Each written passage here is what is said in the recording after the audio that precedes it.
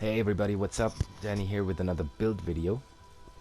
This time I made a Nightblade Tank, and it seems like Nightblade Tanks are getting a lot more attention these days, more than they did in the past couple updates anyway. I just wanted to try it out, and it actually turned out to be very viable and very fun to play, because there are a lot of skills you can switch around, a lot of gear you can switch around depending on the content, and even if you're doing easy stuff you can make it fun for yourself and still be a good tank, but still not just stand there and perma block like you would on a couple of other builds, I suppose. So let's get into the stats. The character sheet. We are sitting on 17k max magicka, 47k max health, and 18k max stamina, and we've got 1400 magicka recovery. So huge pools basically everywhere. We've got shitloads of magicka, shitloads of stamina, and a very good health pool of 47k, which is making us very survivable. And then as you can see there, our spell and physical resistances right now are about 26k.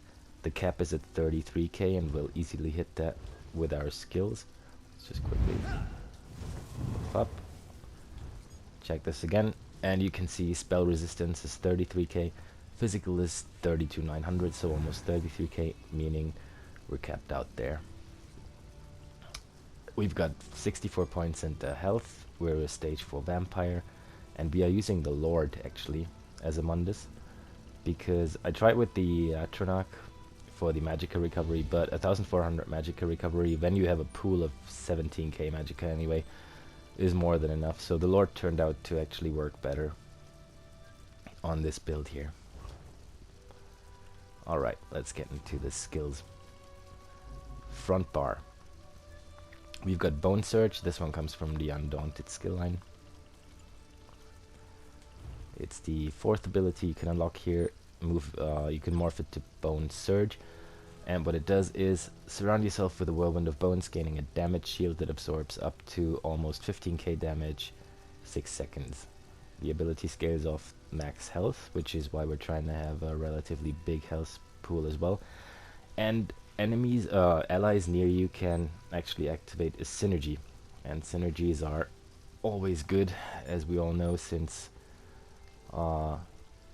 the healers are wearing Twilight more, and the staminas are wearing Locestes, and everybody. Just synergies are great for everyone because of the Undaunted passives, really. But with the sets that are doing a lot of damage right now, synergies are more important than ever, I guess. So yeah, we're giving them a synergy too, which heals them for 30% of their... No, which gives them a damage shield that absorbs up to 30% of their max health. So there you go, Bone Surge, that's your damage shield. Next up is Dark Cloak. This is your heal over time, and it also gives you minor protection, reducing your damage taken by 8%. That's the Dark Cloak that I just did there before. Looks like this. You always want to keep that up, because you always want your heal over time to keep going and going and going. 3,200 for every 1 second over 8 seconds makes about 25k or so in total. So this is actually quite the big heal over time then. Next up is Mirage. This is amazing. This one gives you major evasion and minor resolve and minor ward, reducing the damage taken from area attacks by 25% and increasing your physical and spell resistance by 1,300 for 20 seconds. And these two, Dark Cloak and Mirage, are how we got our general resistances up to 33k. If you put both of them on, and you should always have both of them on when you're main tanking a target, your resistances are capped out. Next up is Heroic Slash. This one slashes the enemy, dealing 2,400 physical damage, but more importantly, afflicting them a minor maim, reducing their damage done by 15% for 12 seconds. Pretty easy. You just stand in front of the target when it's taunted, and you just slash it. And there you can see the debuff up there. Running down 5, 4, 3, 2, 1. That's minor name. For 12 seconds. Next up, obviously, is our taunt. We are a tank. We need to taunt. And this is Pierce Armor. Thrust your weapon, dealing 2000 physical damage and taunting the enemy for 15 seconds. More importantly, though, or also as important, Major Fracture and Major Breach, reducing their physical and spell resistance by 5280 for 15 seconds. Looks pretty easy. You taunt it. See that red flame above its head? That means it's taunted. And up there you can see the debuffs running out. You've got the Major Fracture and Major Breach, and then the little shield being the taunt. All of them last for 15 seconds now, so it's pretty easy to control them. Then you can put Mana Name on that as well, and just keep it debuffed while keeping your shield, your evasion, and your heal over time up. So this is the front bar. This is your main blocking bar. You taunt the target, you debuff it, you keep your shields and heal over time on, and that's the main tanking thing. The ultimate we're using here, Bolstering Darkness. You conjure Ring of Shadows, reducing enemies' movement speed and granting you and your allies major protection while inside the ring, and even after leaving it, reducing your damage taken by 30%. Allies can also use the Hidden Refresh synergy, granting them invisibility, increasing their movement speed, and healing them for 16k health over 4 seconds. Now, most staminas don't even have more than 16k health, and Magicka might have like 18k health or so, but this pretty much heals them up to full health. So this is a great ultimate too. It's a bit of an oh shit button. Looks like this. You just conjure this Ring of Shadows. Everybody inside of it gets the bonuses I just mentioned, and even after leaving it you keep them as well. So pretty good ultimate here for our front bar as a tank. Now quickly let me tell you where these skills come from. Dark Cloak is from the Shadow skill line. That's the second ability unlock. Then you've got Mirage. This is the only one from the Assassination skill line that we're using right now on the build. The third one you unlock. Heroic Slash and Pierce Armor are both from the One Hand and Shield. First and the second one you unlock. So pretty basic. Alright, back bar. We are actually using a staff. I've got lightning stuff equipped right now. You can also use a ice staff though, which will free one slot because you don't need the far taunt if you're using ice stuff, but that's your choice. First up is Blockade of Storms. That's coming from the Destruction Staff skill line. You've got Elemental Blockade here. It's called Blockade of Storms because I'm using a lightning stuff, and what it does is slam your stuff down to create an elemental barrier in front of you, dealing magic damage, and then each of the elemental types has a special thing. So this is what it looks like. You create this big ass field, and everybody caught inside of it will take damage. Now the Blockade of Storms will deal shock damage, and it will have the chance to concuss the enemies and set them off balance, which will increase the damage they're taking from everyone around them. So this is a pretty big thing here. If you've got healers with lightning stuffs or magic DDs with lightning stuffs, they can do that as well. But I chose that I wanted to play lightning stuff on this tank here for this build to be able to set concuss the enemies inside of this and the bosses and off balance them. Now what you can also do, if you want to be a bit more on the tanky side of things, just using ice stuff. Can't swap weapons right now because the thing is still in fight.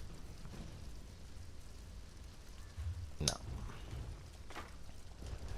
You can also use an ice stuff, and then it'll be the Blockade of Frost, and it'll change what it does as well. It won't concuss or set enemies off balance anymore, but it will reduce their movement speed, and chilled enemies become frozen and immobilized. Looks like this. Same blockade, only this time it's an icy one. And since we're using nice stuff, you have the Tri-Focus passive here of the Destruction Staff skill line. saying fully charged Frost Staff heavy attacks taunt the enemy for 15 seconds and grant you a damage shield that absorbs 3700 damage. Also, while the Frost Staff is equipped, blocking costs magicka instead of stamina. So there you go. Full heavy attack, and again, you see the flames above its head, it's taunted. Which brings us to the next skill that we've got. Let me quickly swap that back to the lightning stuff I was using. Oh, fucking hell. Okay, now.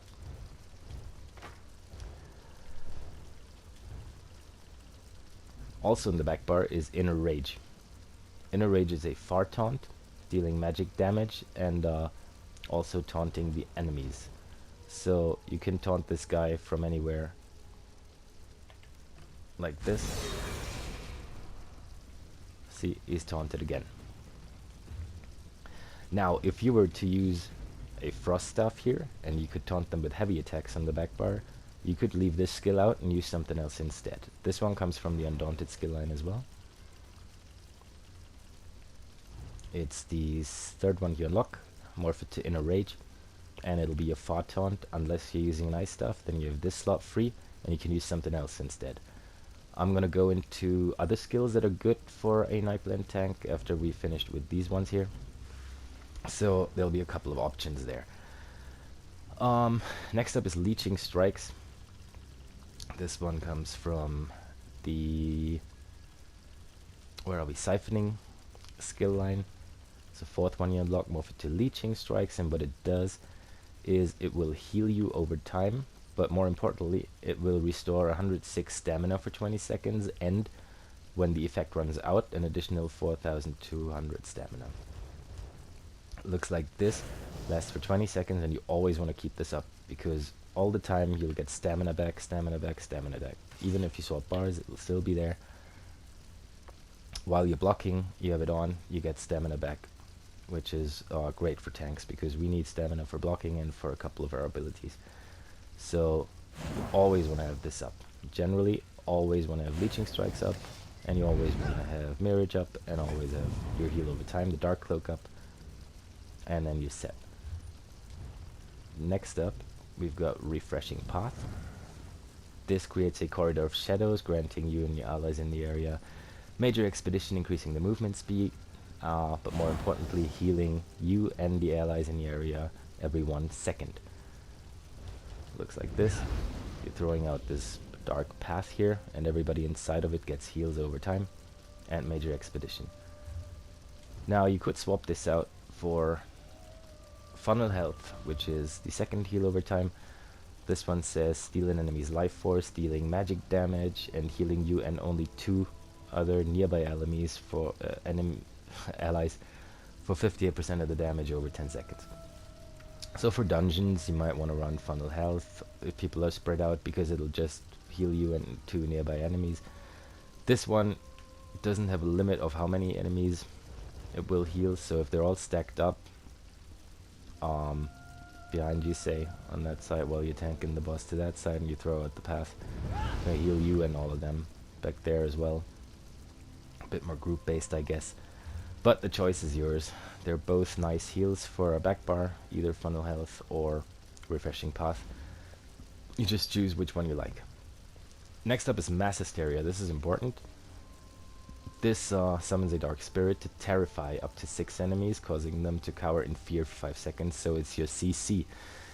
This one will keep enemies in place. If you've got a group of ads coming towards you and you pop this, they will all get feared in the area, and they will stand still and not move, which will make it a lot easier for the DDs to just AoE them all away and finish them off quite quickly.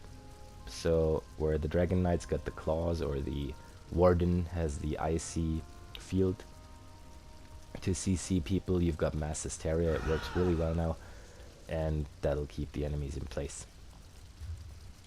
And then next up, as I said before, is Inner Rage or Far Taunt from the Undaunted skill line, unless you're using the ice stuff. Then you can slot something else here. As an ultimate on the back bar, we have the Aggressive Warhorn. This one comes from the Assault skill line. Starts out as Warhorn, move it to Aggressive Horn. What this does is, it lasts 30 seconds, and for these 30 seconds your allies and you will have increased max magicka and max stamina for 10%. But more importantly, you and your allies gain major force, increasing critical damage by 15% for 7 seconds. So that's quite a big buff. If there's a boss fight going on and people throw in their ultimate, you just announce it, say Warhorn, and then use the skill, and then people know, alright, for the next 7 seconds we're gonna deal shitloads of damage, and they can act accordingly. Now, I said there was gonna be a couple of skills that you could switch out for. So, one thing we've got in the Destruction Staff skill line is Force Shock, and there's a morph of it that says Crushing Shock. That one will interrupt enemies. So if somehow, even though you're the tank, you should actually be close and bashing people anyway to interrupt them. But if there's anything else in the room you have to interrupt, you can use Force Shock. And then move it to Destructive Shock, or what it's called. The one that interrupts anyway. Alright then, next up we've got Teleport Strike. This is actually a bit weird, because it's a DD skill, a damage dealing skill. But what it does is, apart from dealing magic damage, it's afflicting the target with minor vulnerability, increasing their damage taken by 1%. So this is actually quite a good debuff.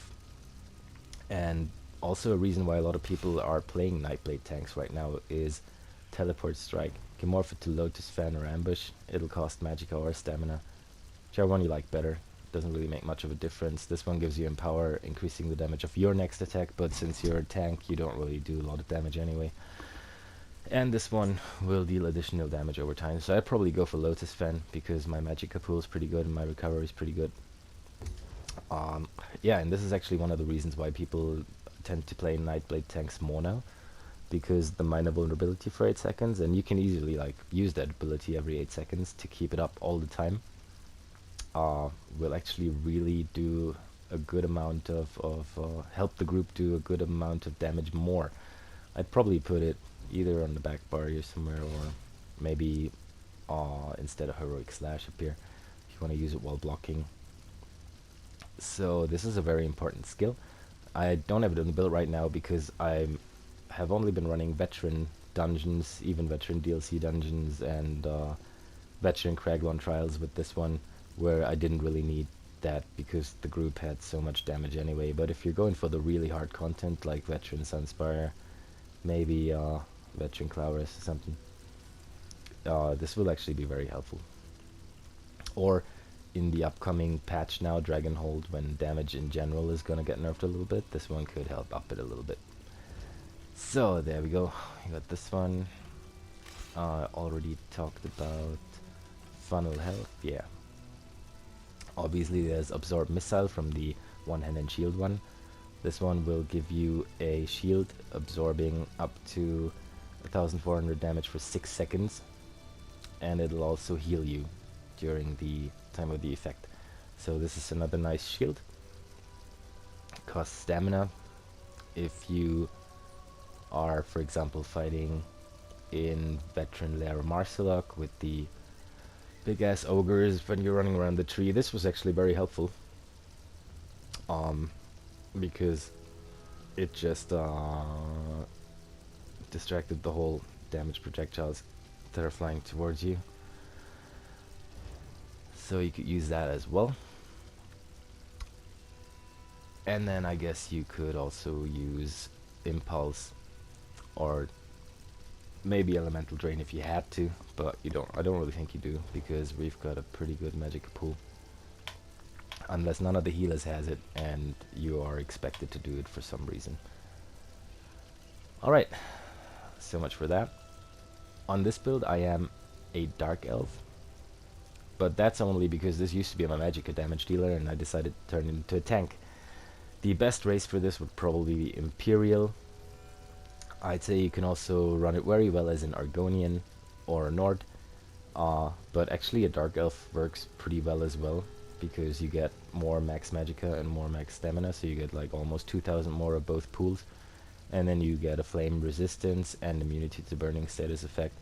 So, not the worst race to be on.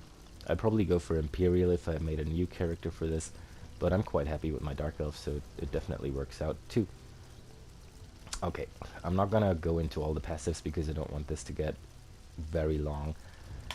Just check them out by yourselves. For example, this, your weapon and spell damage is increased while you're sneaking or invisible. We are not gonna be sneaking and we're not gonna be invisible, so just leave them out. These will increase your critical ratings and weapon and spell damage, and also dealing critical damage grants you and your group minus savagery, increasing critical rating by 1300 over length. So this one is a pretty good one actually, because now and then you are going to crit and it'll help your whole group. Shadow, I just get all of the passives. Siphoning, I also get all of the passives. One-handed shield, obviously also all of the passives. Destruction stuff, also all of the passives, because these are the weapons you're actually using. And then we are not using any light or medium armor here. I think that's kind of a waste. Most tanks, in my opinion, run better with just 7 heavy, because you get so much more flat bonuses here, like health recovery, max health, physical and spell resistance for each piece equipped. So you won't need any of these, just all of these here, and we're going for 7 pieces in heavy. We are a vampire, obviously. You don't need the feeding passive, and you don't need the dark stalker passive, because we're not gonna crouch a lot or run around. We are the tank, we're supposed to be in the face of the enemy, but you need all the ones in between: the recovery one, the undeath one, and the unnatural resistance one. And this one also if you want to be able to turn other people into vampires. Blood ritual. Fighters Guild, we're not using anything from here, so we don't need it. Mages Guild, same. Undaunted, you do want these 2 passives. I don't have them unlocked yet, but they're very good, especially if you're using synergies, and the healers will throw you spears and stuff, so get them. And then Assault and Support, you don't need any either, but obviously you want your racial passives, whether you be a Imperial or a Dark Elf or a Khajiit or whatnot.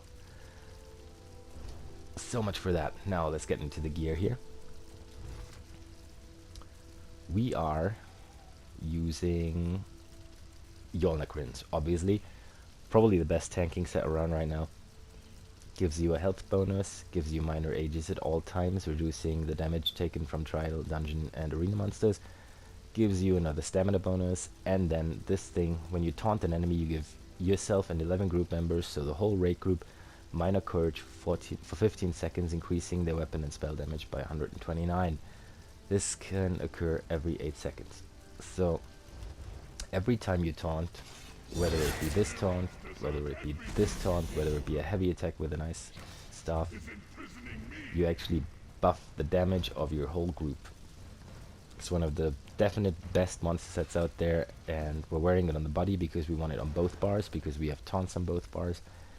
So we're going with this one from the Sunspire raid. You can get it from normal Sunspire. Just go to Craglorn, right in the zone chat, hosting NSS, looking for whatever, 2 tanks, 2 healers, and a couple DDs, and go get yourself that set. Now for the other set, we are using Leeching. The Leeching plate set comes from the Imperial City Prison dungeon.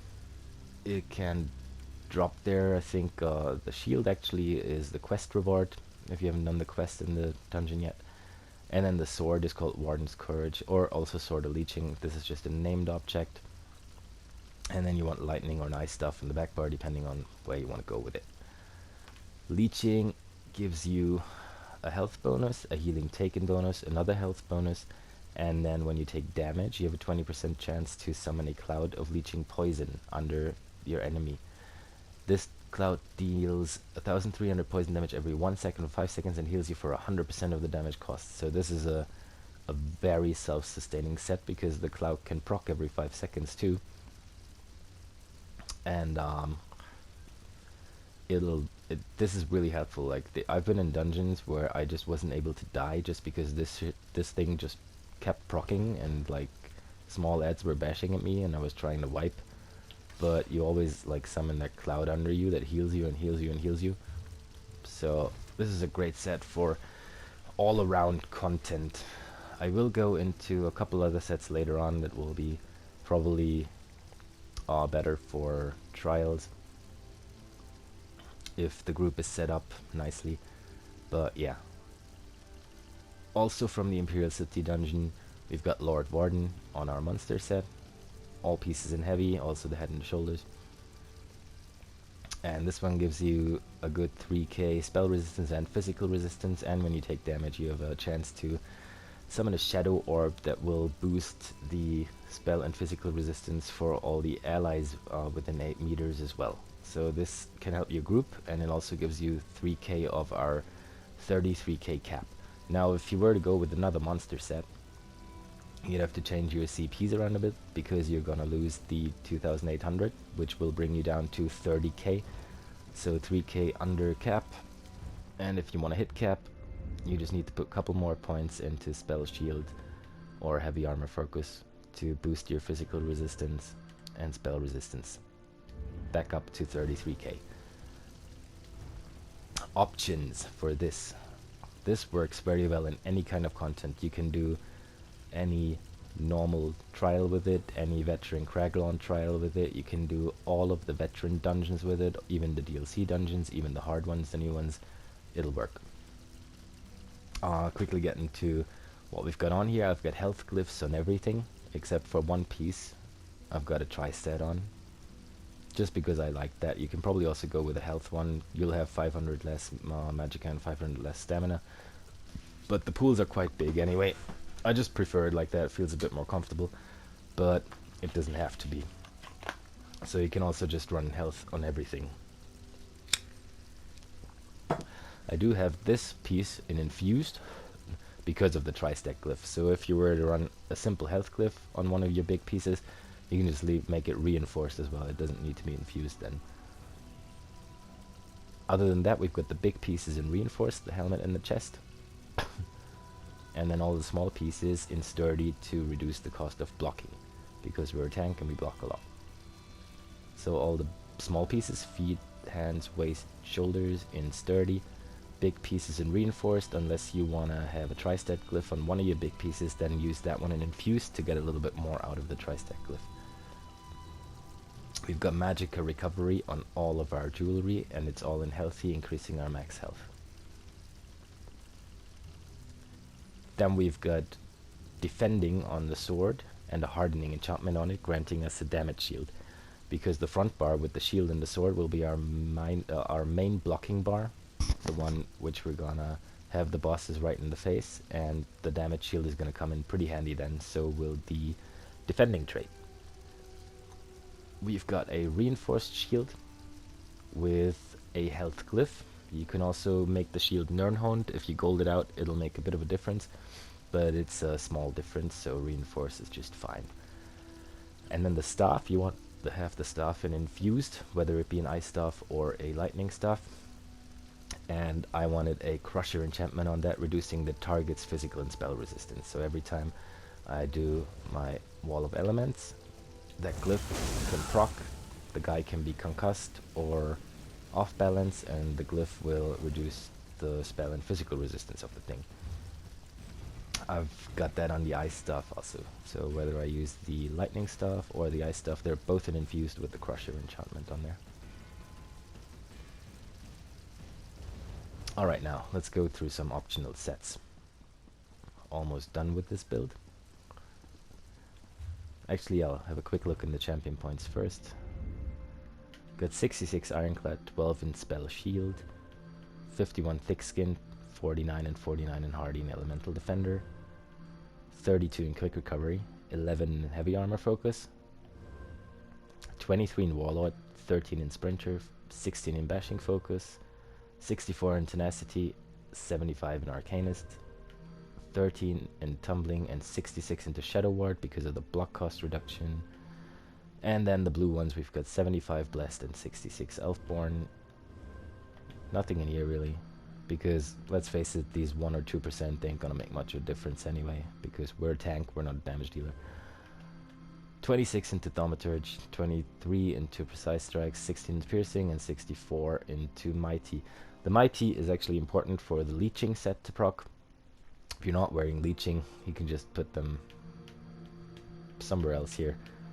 But what's important is to get to 120 in the ritual, so in this one, to get to the last stand passive, because when you fall under 20% health, you get major heroism, granting 3 ultimate every 1.5 seconds for 8 seconds, and that is actually quite helpful.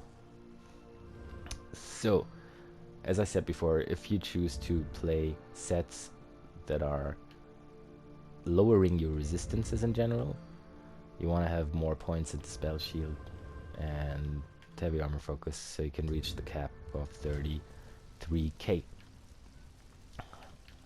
Now, the only other buddy set I'd use for this actually is Ebon, which gives you 2 health bonuses, 4% healing taken, and then increases the max health for you and the whole group by about 1k health. This one says a little bit less because it's blue. If it were purple, it would go up to 1k about for you and the whole raid group, so for 11 other people. This is a set that people like to see in raids because right now a lot of stamina DDs, for example, are running the recovery food and only get to like 15 or 16k health, so this gives them an extra k health, which is very nice, depending on if you're main tanking or off tanking, or if you're the only tank. You can either go with the damage boost for the whole group or the health boost for the whole group. I would recommend you to have both sets ready anyway. Galen V from Cloud Rest is a nice one too, but it's really beaten by Yolnacrin and Ebon, so these two are going to be your main tanking sets. We don't have any of these yet. This one comes from Crypt the Hearts, by the way. I would go with Plague Doctor, which you can just buy or farm overland, but in the long run you want to buff your group either health or damage wise, so one of these two on the body is definitely gonna do the best job here. Monster sets, there are tons of options really.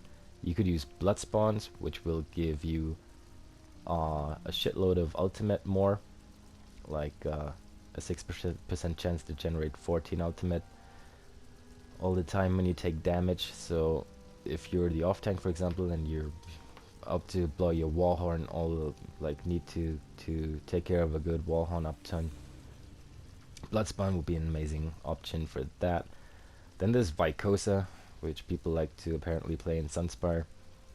This one adds healing taken, and when you bash an enemy you taunted, you're frightening them, applying major maim to them for 3 seconds, lowering the damage done by 30%. So whenever they're doing a big attack, you just bash them and lower their damage done. So Vicosa is an option you can use. Thorvacoons is another one. This one adds max health, and when you take damage from a nearby enemy, you summon a growing pool of desecrated bile for 8 seconds. Enemies in it take disease damage and are afflicted with minor maim and minor defile for 4 seconds, reducing their damage done and their healing received and health recovery.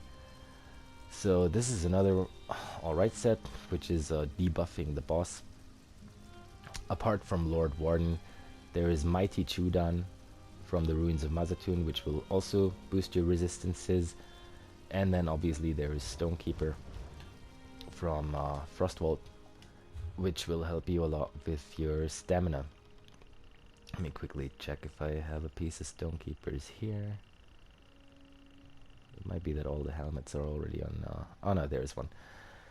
Max stamina, max magicka, and max health, pretty much like a tri-stack glyph. And when you block an attack, you gain a charge that stacks up, and if you get 6 charges, you restore 5,100 stamina and magicka, and you're healing for 6,000 about. So I'm not sure if you need Stonekeeper, because even while blocking, we have such huge pools of 18k stamina and 17k magicka. But if you find yourself struggling with the stamina while blocking heavy bosses or while taunting heavy bosses, Stonekeeper might be a good option for you then as well. Alright, so that's about it for the monster sets.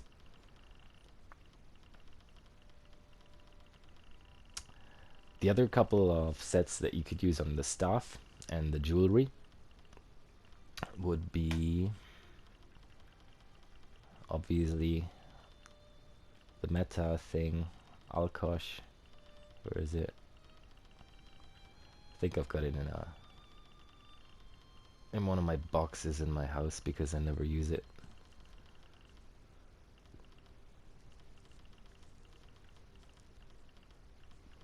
Yeah, let's quickly go up there.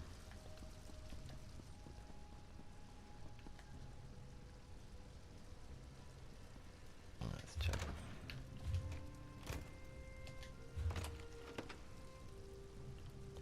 Yeah, here, Shield of Alkosh. Adds weapon critical. This is actually a stamina DD set, but people want tanks to wear it sometimes.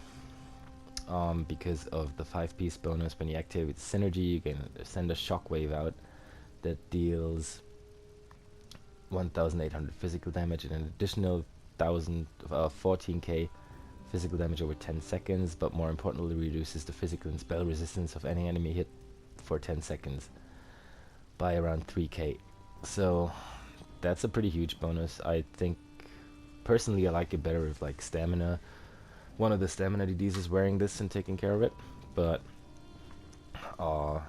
people oftentimes want tanks to wear this because tanks get thrown a couple spears and they can keep it up usually with the synergies.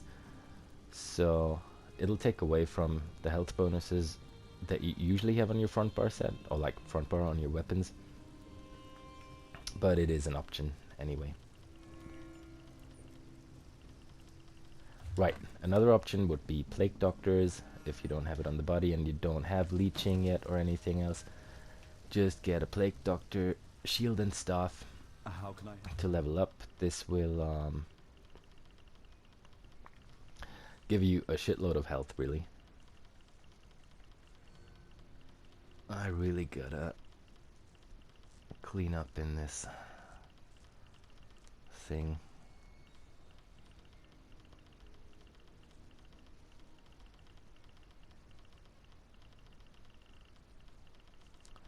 Yeah, this is probably pretty boring to watch right now.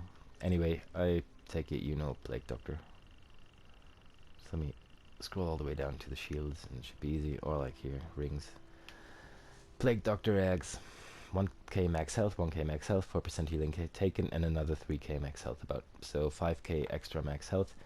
It's an option if you don't have leeching yet, if you don't have Alkosh or anything else you want to play on the front bar. You can go for that.